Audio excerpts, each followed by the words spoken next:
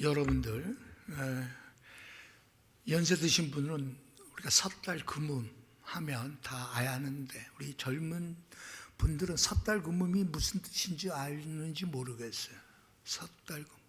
저는 어렸을 때 섣달 금음 말을 많이 들었습니다. 어머니가 섣달 금음. 쉽게 얘기해서 여러분, 옛날에 음력을 셀 때는 음력 정월 초하루 바로 전날이 섣달 금음이죠. 양력으로 따진다면 12월 31일을 말하는 거예요. 섣달 금음. 왜냐하면 섣달 금음에는 다 해결해야 될 것들이 있었어요. 옆집에서 연탄 10장 빌려왔으면 섣달 금음 되기 전에 그래야 새해를 맞이하니. 그러니까 우리 집에 있었어요. 섣달 금음은 아주 그냥 고달픈 날이었습니다. 밀린 빚을 다 갚으려고. 그 생각이 떠오릅니다. 섣달 금음. 섣달 금음. 연말 되니까 참 그냥 옛날 많이 떠오릅니다. 그러면서 이 문화의 비유가 이렇게 생각이 납니다. 연말을 이제 맞이하면서 문화의 비유를 통해서 우리 자신을 돌아보게 됩니다.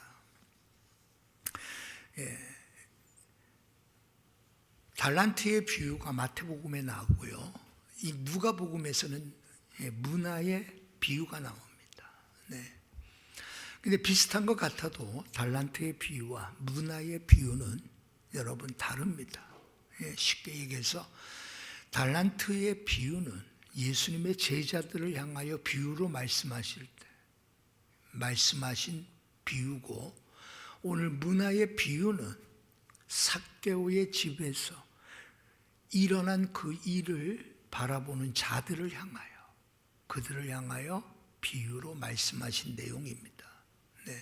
그리고 달란트는 여러분 맡긴 것 자체가 차이가 있습니다. 10달란트를 맡긴 종이 있고 5달란트, 1달란트 이런 식으로 차등을 주었지만 10명의 종들에게 한 문화씩 똑같은 문화를 나누어 주며, 그죠? 내가 돌아올 때까지 장사하라라고 말씀하시는 내용도 다릅니다.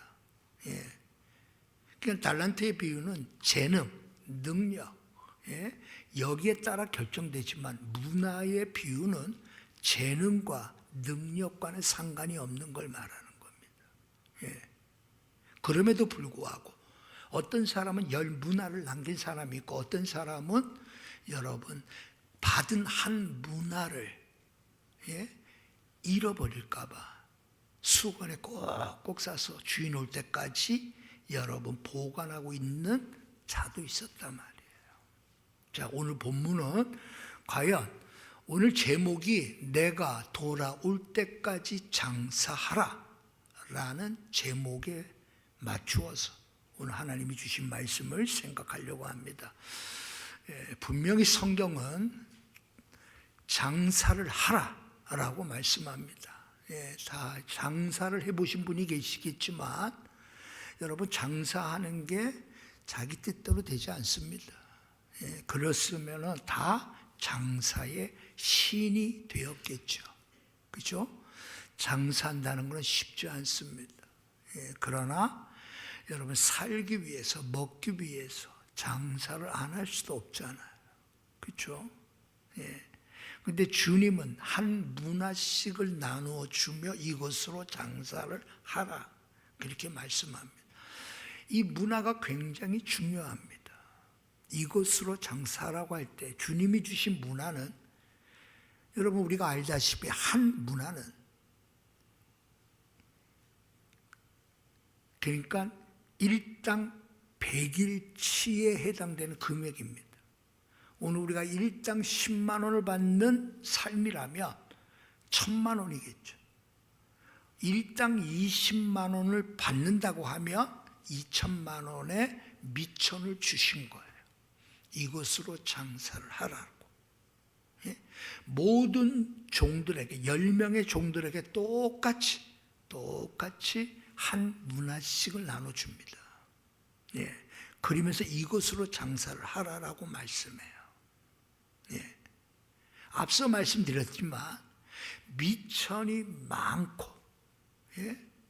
능력이 많고 하나님께로부터 받은 장사의 재능이 많아가지고 여러분 이것으로 장사를 하라고 주님 맡기신 게 아니에요. 주님이 우리에게 맡겨주신 거는 재능과는 상관이 없어요. 그냥 한 문화예요. 한 문화. 예? 이걸 가지고 장사하는 겁니다. 예. 그렇다면 주님께서 우리에게 주신 이 문화의 가치는 미천이 될 만큼 두둑한 것이 아님을 먼저 알아야 돼요. 이거는 두둑한 게 아니에요. 미천이 많아서 손해보더라도 내가 다시 일어설 수 있을 정도의 두둑한 미천이 있으면 낫겠죠.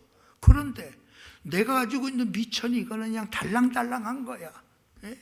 오늘 이번 장사에서 실패하면 못 일어나는 일이라면 여러분 그 미천은 정말 너무나 고달픈 미천이라고.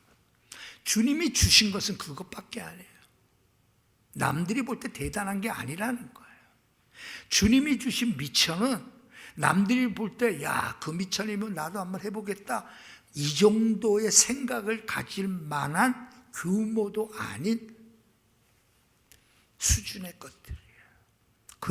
그럼에도 불구하고 주님은 이 문화를 주신 거예요. 이걸 가지고 장사를 하라라. 주님이 여러분이 이 문화를 가지고 장사하라고 할 때 그 사람이 큰 성공을 벌여서 내 재산을 증식하게 하게끔 여러분 명령하신 것은 아니에요. 왜? 나중에 여러분 열 문화를 남긴 종에게 주님께서 뭐라고 말씀하는가 하면 잘하였다라고 칭찬하면서 내가 적은 일에 충성하였어요. 그렇게 말씀해요. 주님도 알아. 한 문화가 엄청난 걸 주면서 이거 가지고 한번 해봐. 그렇게 말씀한 게 아니에요. 적은 것에 충성했다. 표현이 나오잖아요. 주님도 이 한 문화가 대단한 것이 아님을 안다 이 말이에요. 그럼에도 불구하고 그 보잘것없어 보이는 그 한 문화가 왜 주님께는 칭찬이 되는 인생이 되었을까 하는 거예요. 똑같이 한 문화를 가졌지만 그러나 어떤 사람은 10 문화를 남긴 사람이고 어떤 사람은 5 문화를 남긴 사람이고 어떤 사람은 꽁꽁 숨겨둔 사람입니다. 그러면 여러분 여기서 말하는 이 문화가 무엇인가를 우리가 생각한다면 어떤 일이 조금 전에 있었는가 하면 삭개오의 집에서 일어난 일, 그 일 때문에 이 비유의 말씀까지 연결된 거란 말이에요. 누가복음 19장 1절부터 나오는 내용이 삭개오에 관한 내용입니다. 우리가 알다시피 삭개오는 어떤 사람이에요? 세리장입니다. 세리만 해도 여러분 당시에 매국노, 상종도 못할 놈이라고 했다. 근데 그 세리의 장이란 말이에요. 그러니 더 말할 것도 없죠. 아주. 그런데 주님이 그 삭개오의 집에 들어가셔서 그와 함께 먹는다. 이건 여러분 유대인들에게 있어서는 상상할 수 없는 일이란 말이에요. 그들은 여러분 비록 삭개오가 이방인은 아니지만 이방인들과는 여러분 교제하지도 않잖아요. 안식일 날 행여나 이방의 부정한 것이 손에 되었을까 봐 여러분 성전에 들어가기 전에 손을 씻고 들어갈 정도예요. 근데 이방인보다도 더 나쁜 동족을 팔아먹고 동족의 피를 뽑아먹는 이 세리장 삭개오에 대한 시선이 고울 리가 없죠. 근데 그 삭개오와 함께 그 집에 들어가는 것조차도 인정 못하겠는데 그와 함께 먹는다. 그러니 여러분 예수님을 바라보는 시선이 고울 리가 없단 말이에요. 그들을 향하여 이 비유의 말씀을 하시는 거예요. 그러면 주님께서 삭개오에게 무슨 말씀을 하셨는가가 그 다음에 나오잖아요. 오늘 구원이 이 집에 이르렀으니 이 사람도 아브라함의 자손이다라고 삭개오를 인정하는 거예요. 저 사람은 이방인보다도 못해. 저 사람은 아주 아브라함의 자손도 아니야. 막 이렇게 삭개오를 바라보는 그들을 향하여 이 사람은 아브라함의 자손이다라고 인정하며, 그러면서 인자가 온 것은 잃어버린 자를 찾아 구원하려 함이니라. 인자가 온 것은 잃어버린 자를 찾아 구원하려고 내가 이 땅에 왔다라는 거잖아요. 그러면서 이 열 문화에 관한 비유가 나옵니다. 그러면 여러분, 그 삭개오와 예수님과의 있었던 이 사건을 바라보면서 그 사람들은 예수님에 대하여 무슨 생각을 했는가 하면 이런 생각을 했던 거죠. 하나님의 나라가 당장에 나타날 줄로 그들은 생각하던 사람, 하나님의 나라가 당장에 나타나리라고 생각했던 사람. 왜? 예수님이 어떤 사람이에요? 메시아로서 이 땅에 오셔서 이제 예루살렘에 들어가신다며, 이제 곧 들어가게 될 텐데, 예루살렘에서 이제 하나님의 나라가 이제 시작될 것이다. 지금까지는 여러분 로마의 압제 속에, 핍박 속에, 유대인들이 말할 수 없는 고통 속에 살아왔던 이 나라가 이제 하나님의 나라로 바뀔 것이다. 당장에. 그러한 예수님에 대한 기대, 이제 곧 하나님의 나라가 곧 오리라고 생각하던 그들의 생각을 갖고 있는 그들을 향하여 이 문화의 비유가 나온 거예요. 그렇다면 이 모든 것을 정리해 볼 때 이 문화를 우리는 어떻게 해석해야 될 것인가 라고 하면, 이 문화는 구원과 연관된 단어예요. 이 문화는 구원. 왜? 삭개오에게 오늘 이 집에 구원이 임했다라고 하는 구원과 연관이 있고요, 인자가 온 것은 이라는 표현을 통해서 예수님이 이 땅에 성육신하신 목적과도 연관되겠죠. 문화를 해석하려면.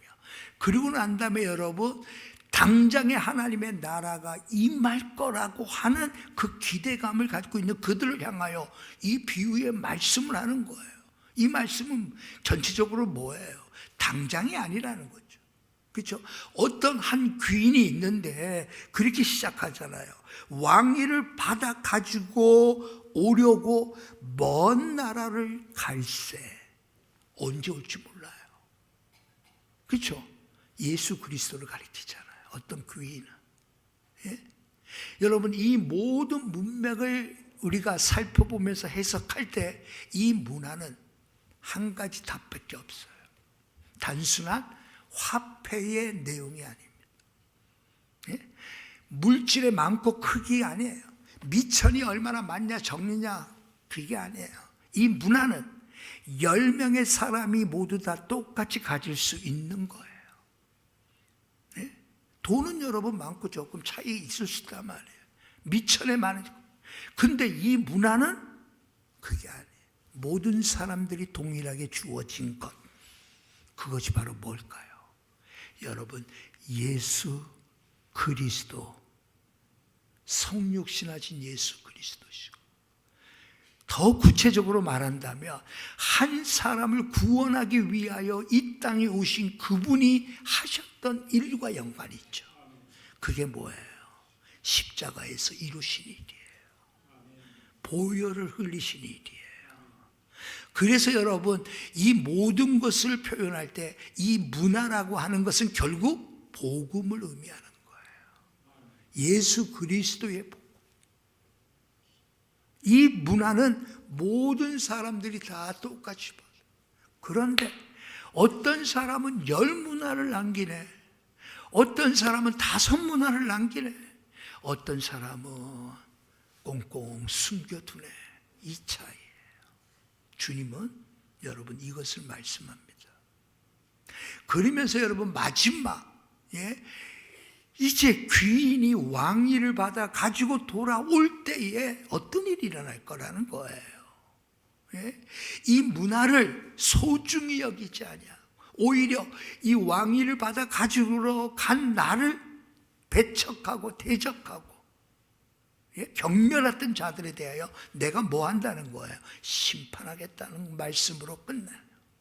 그렇죠? 자, 그러면 이 열 문화에 관한 비유는 우리가 열심히 해야 된다, 충성해야 된다, 우리가 뭘 남겨야 된다와는 전혀 상관없어. 네? 전혀 상관없어. 이 열 문화에 대한 비유는 내가 받은 복음, 내가 가지고 있는 복음, 내 안에 담겨있는 예수 그리스도가 내 인생을 바꿀 만한 가치 있는 분으로 내게 여겨지느냐는 거예요. 이 장사를 말합니다. 이 장사. 우리는 복음서가 난 예수가 좋다고 막 우리 찬송한다. 오늘 강 목사가 정말 선곡한 찬송가는 정말 힘든 찬송가. 그렇지? 내가 철야 때 정말 힘들게 부르는 것처럼 곡을 잘 선정해야 돼. 내 안에 있는 예수 그리스도 정말 내겐 기쁨이고 내겐 자랑이고 내겐 영광이고 내겐 최고라고 여기는 사람은 뭐하는 사람? 여러분, 그러한 삶을 사는 게 장사예요. 장사. 그러니 여러분, 이거는 여러분 업적과는 상관이 없다니까. 반드시 내가 여러분 10달란트를 받았으니까 10달란트를 남겨야 된다는 거 아니라니. 남들이 볼 땐 여러분 십자가가 뭐가 대단하냐라고, 한 문화가 뭐가 대단하냐고. 아이고 그걸 가지고 무슨 장사하려고 해? 아이고 그거 가지고 뭐 라면 가게나 차릴 수 있겠어 그럴 거 아니에요. 돈 1,000만 원 가지고 성난 곤사람이야, 성난 집사 돈 1,000만 원이야. 쉽게 얘기하면 그거 가지고 무슨 장사할 수 있어? 성난 집사는 하지. 재봉틀 하나만 하면 한국에서 알아주니까 재봉틀 하나로. 저분에게 가면 못 줄일 옷이 없고 못 늘릴 옷이 없어. 그렇지? 재봉틀. 그럼 돈 1,000만 원 되겠네. 나랑 같이 동업해서. 여러분 미천과는 상관없다. 미천. 이 문화는 예수 그리스도의 보혈, 십자가, 복음이라고 우리가 받아들이는 거예요. 왜? 앞에 일어났던 일과 마지막 재림의 날, 최후의 심판의 날, 이 땅에 여러분 왕으로 오시는, 승리자로 오시는, 그리고 심판주로 오시는 그분이 여러분 심판한다. 문화를 가지고 있느냐 없느냐. 예수 그리스도의 십자가의 복음이 없다면 남부럽게 살면 무슨 소용이 있어? 우리는 여러분 남부럽지 않게 사는 것도 좋은 거예요. 그러나 그 삶이 문화를 주신 그분을 위해 장사하는 삶이 돼야지. 우리의 삶이.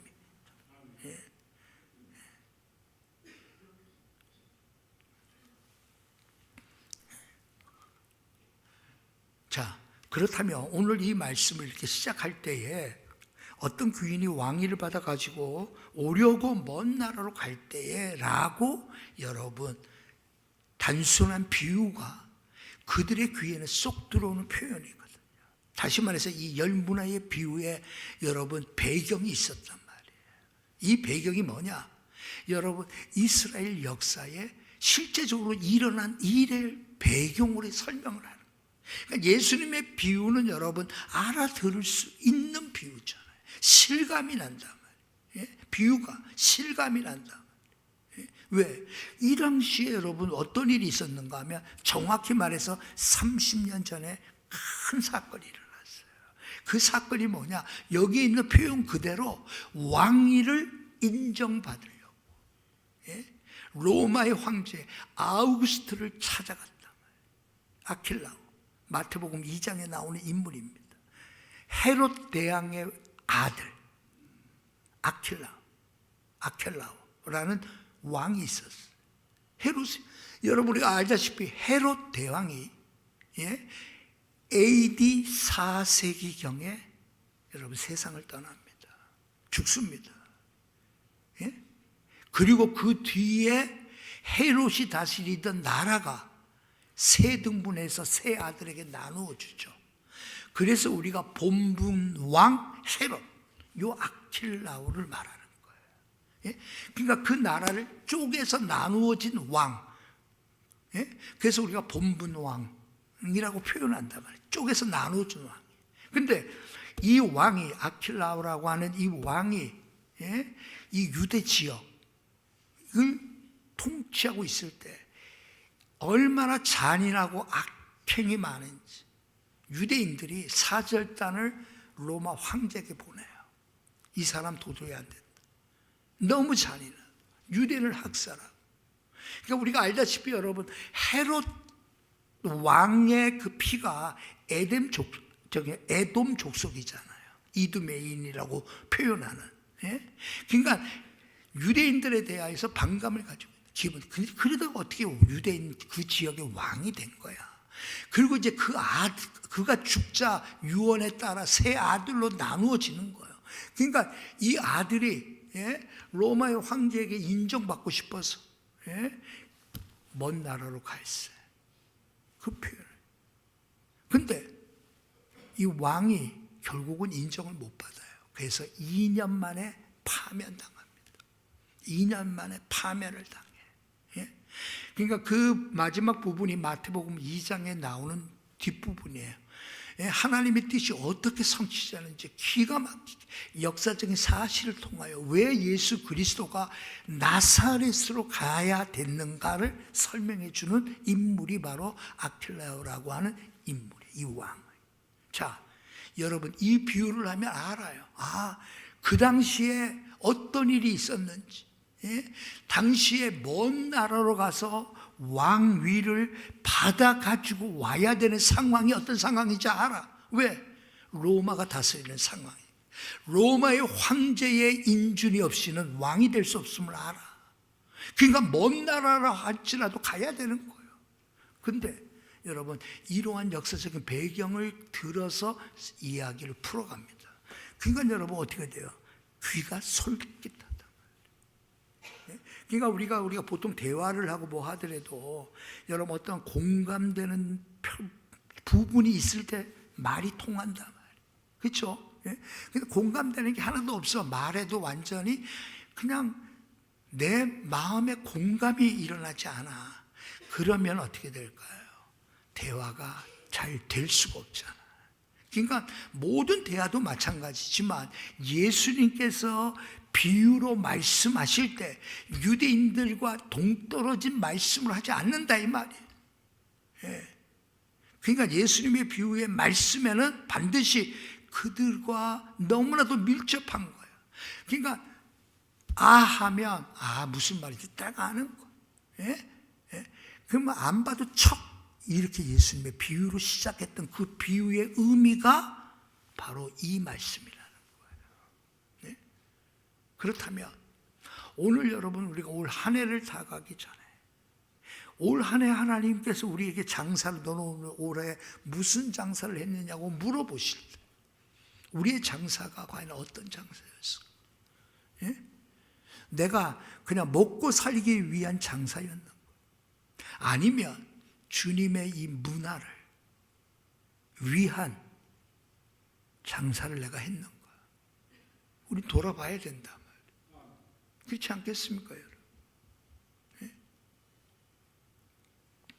우리가 장사에서 큰 이윤을 남긴 사람은 여러분 뭐 다른 게 아니에요. 장사 제일 잘한 사람은 십자가의 복음 앞에서 이 영광스러운 삶을 산 사람이 최고의 장사를 한 사람이다 이 말이에요. 이제 여러분 나갈 때 복음신문 이제 뒷부분에 보면 이번 달에, 이번 주에 후원해 주신 개인 명단과 교회 명단, 단체 명단이 이렇게 있어요. 성흥교회가 하도 많으니까 의정부 성흥교회 두고 싶으니까 의정부 성흥교회 이름으로 보낸 거예요. 여러분들이 추수감사절 헌금해서 또 그것을 위하여 우리가 헌금을 후원할 수 있으니까 그 이름 보니까 얼마나 멋져. 근데 여러분 그 신문을 만드는 복음 미디어 쪽에 복음 사역하는 그분들의 삶을 우리가 알잖아. 우리 교회 와서도 우리가 같이 며칠 해보고 다 해봤죠. 그들은 여러분 파마를 제대로 하고 온 사람이 없어요. 그들이 여러분 무슨 명품 옷을 입고 온 사람이 있을 수가 없고, 그들의 피부가 여러분 광이 날 이유가 없어. 왜? 그분들은 여러분 나는 복음과 함께 살면 최고입니다. 나는 더 이상 바라지 않습니다. 주님이 주시면 먹고요, 안 주시면 그냥 할 수 없죠. 이렇게 사는 사람들이 만들어낸 신문이라 이 말이에요. 근데 저 신문이 왜 남을까? 나는 이해가 안 가. 여러분들은 여러분 무슨 뭘 갖다 놓고 맛있는 요리법 10가지 그거 갖다 놓으면 다 나갈 거야. 죽기 전에 가봐야 될, 허리가 꼬부러지기 전에 가야 할 여행지, 국내 여행지 5 해놓으면 금방 없어질 거예요. 복음신문 갖다 놔도 나와는 상관이 없어. 한 문화가 우리 안에 주어졌는데 나와 상관없이 사는 거예요. 지금 상관없이 사는 거예요. 이런 식으로 설교 한번 하면 그 주간은 싹 나갑니다. 그 다음에 다음 주 되면 또 다음번에 올 때는 또 안 나가. 그러다 또 한 번 또 하면 또 나가. 여하튼 간에 이 전체적인 문맥을 해석할 때 이해를 하려면 이 문화는 예수 그리스도를 의미하는 것이고, 그분이 정말 나를 위하여 피 흘려 죽으시고 대속해 죽으신 그 은혜로 말미암아 내가 구원받았다는 사실이 내게 충격이 일어날 때 우리의 삶은 장사하는 삶이 된다. 여러분 장사를 언제 해요? 여러분 죽지 않으려면 장사할 수밖에 없지. 우리 장장로님 여러분 몸이 불편하잖아. 비실비실하고 이제는 음식도 이제는 맛없다며 오늘 아침에 그러더라고. 그래서 장로님 입맛이 떨어지면 곧 주님이 데려가시는 거니까 어떻게 하든지 입맛을 살리라고 내가 그랬잖아. 근데 여러분 열심히 그래도 힘들게 열심히 이래서 하나님 나라를 위하여 최선을 다해서 헌금하고 그렇게 살잖아. 우리 장로님들 보세요. 그냥 여러분 편하게 계신 분은 안 계셔. 다 열심히 최선을 다해서 하나님을 기쁘시게. 그러니까 여러분 저 복음 신문을 만들어내는 그들의 삶 자체가 그거예요. 왜? 그분들에게는 예수 그리스도의 만남이 그냥 여러분 간단한 만남이 아니었단 말이에요. 너무나 큰 충격이었고 너무나 큰 은혜였고 나 같은 자를 살려주신 주 은혜가 너무 놀라움을 고백하는 거예요. 그러니 지난주도 얘기했지만 세 아들이 있는데 2 아들은 선교사, 그것도 여러분 키르기스탄 막 이런데 힘든 거. 2 아들 선교사, 하나들은 먼저 가고 또 하나들은 이제 곧 주님이 가라는 곳으로 간다. 이제 초등학교 다니는 막내 아들만 나. 왜요? 예수 그리스도를 만난 게 너무나 중요해요. 일평생 연세대 나와가지고 대모밖에 모르고 대모로만 일평생 민주화 투쟁만 했던 사람이 어느 날 예수 그리스도를 진짜 만난 거예요. 그래서 삶 자체를 이 복음을 위하여 살겠더라고. 그래서 그 일로 뛰어들어간 거예요. 장사를, 예수 그리스도를 위한 장사를 안 할 수가 없지. 장사를. 오늘도 주님은 여러분 우리에게 보고 싶은 게 그 모습이란 예? 내가 야, 너 이번에 성공했네, 너 승진했네, 너 뭐 했네, 야, 그래서 야, 너 떼돈 벌었네. 주님과는 상관없는 거예요. 우리가 마지막 날 천국 가서 최후의 심판대 앞에 설 때 주님은 우리의 그 모습을 보는 게 아니에요. 내가 너를 위하여 피 흘린 이 보혈이 너의 삶에 얼마나 영향을 미쳤느냐. 예? 주 흘리신 피가 내 심령에 어떤 영향을 미쳤길래 내 삶을 그렇게 이 복음을 위하여 썼느냐. 주님은 그걸 보시는 거예요. 여러분, 그것이 여러분 세상 사람들이 볼 때 뭐 아무것도 아니, 아유 뭐 그까짓 거라고 볼지 모르지만, 그러나 여러분, 이 복음을 접한 사람은 이 복음 외에는 아무것도 없다라고 고백합니다. 내게 자랑할 것이, 십자가 외에는 자랑할 것이 없다라고 선포합니다. 날 위하여 피 흘려 죽으신 주님이 나의 왕임을 고백하고 그 왕 되신 그분을 위하여 내 삶을 통째로 드리고 싶어 하는 거예요. 그래서 최선을 다해서 주님을 기쁘시게 하는 삶을 사는 거예요. 그러니 여러분 보세요. 주고 싶어서 더 주고 싶은 게 주님이에요. 여러분, 내게 있는 것마저 이것마저 뺏어갑니까? 라고 땅 치며 살 수도 있잖아. 예? 아니 주님, 이것마저 아이고 이것마저 뺏어갈 이유가 있지. 여러분, 뺏기지 마십시오. 주님은 여러분의 인생에 뭔가를 더 주고 싶어하는 거예요. 자, 우리 여기 나오는 마지막 부분이 뭐예요? 있는 것마저도 빼앗아 열 문화를 남긴 자에게 주시잖아. 왜? 이 사람은 가지고 있을 이유가 없어. 가지고 있을 이유가 없어. 가지고 있다가는 이 사람 삶에 아무 영향이 없어. 이것 때문에 구원받는 것도 아닐 수도 있을 수 있어. 오히려 이것 때문에 여러분 위선만 들어라. 위선만 들어라. 나 예수 믿는데. 예수 그리스도 십자가가, 예수 그리스도의 흘리신 보혈의 피가 내 삶 속에 적용되지 않아. 내 말 속에 예수 그리스도의 보혈이 여러분 표현되지가 않아. 예? 내 지갑이 예수 그리스도의 복음을 위하여 헌신된 지갑이 아니야. 왜? 참된 회심을 경험해 보지 못했기 때문에. 그래서 여러분, 앤드류 머레이 목사님의 멋진 표현이 있잖아요. 참된 회심만이 참된 헌신을 가져다 준다. 자기 보이려고, 자기 자랑하려고, 자기 뭐 때문에 여러분 헌신하는 모습 보입니까? 그건 거짓된 헌신이죠. 참된 헌신은 오직 어디에서 나와요? 참된 회개에서 나오는 거예요. 그 회개가 뭐예요? 예수 그리스도를 만남이에요. 십자가의 복음을 만나는 거예요. 이것이 여러분 우리의 삶에 다 주어진 거잖아요. 여러분 세례 받았잖아요. 여러분이 예수 그리스도가 나의 구세로, 여러분 기도할 때마다도 여러분 예수님이 날 위하여 죽으신 예수님의 이름으로 기도합니다. 우리 하잖아요. 정말 그 예수 그리스도가 여러분의 삶을 이끌고 있냐 이 말이에요.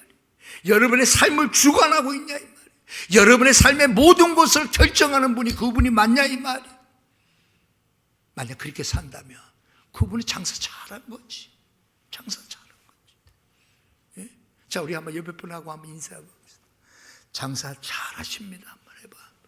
장사 잘하십니다. 어때요? 장사 잘합니까?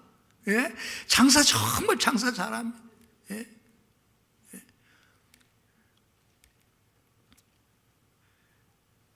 우리 조장로님이 사실 장사는 잘하지. 내가 조장로님은 내가 인정한다니까.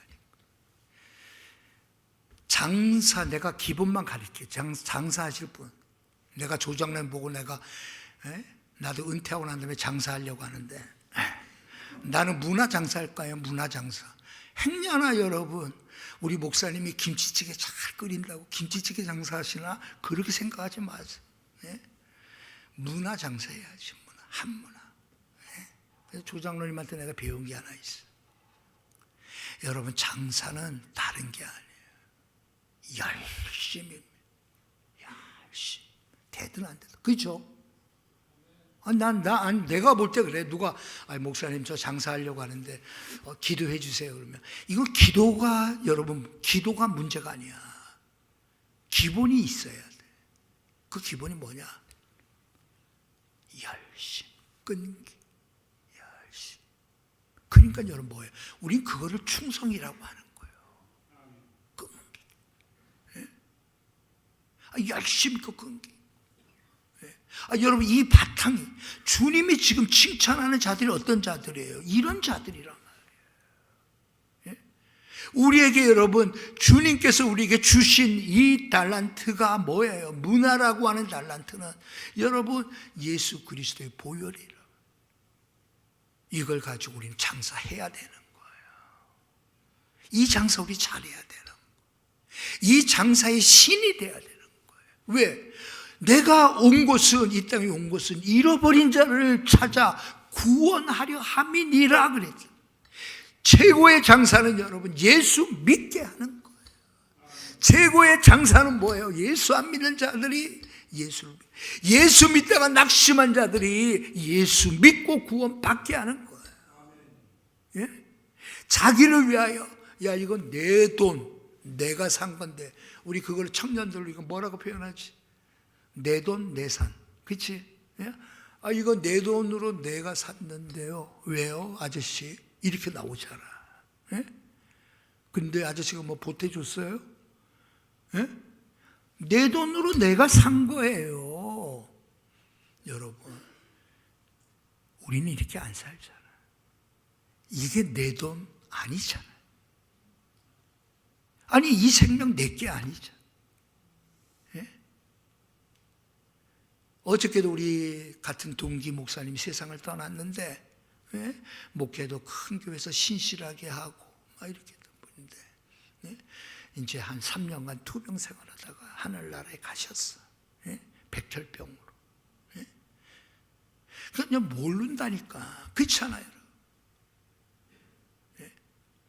마지막 순간 우리를 평가할 거 아니에요. 그 평가는 여기 있는 거예요. 착하고 충성된 종아, 내가 적은 일에 충성하였어. 적은 일에 충성.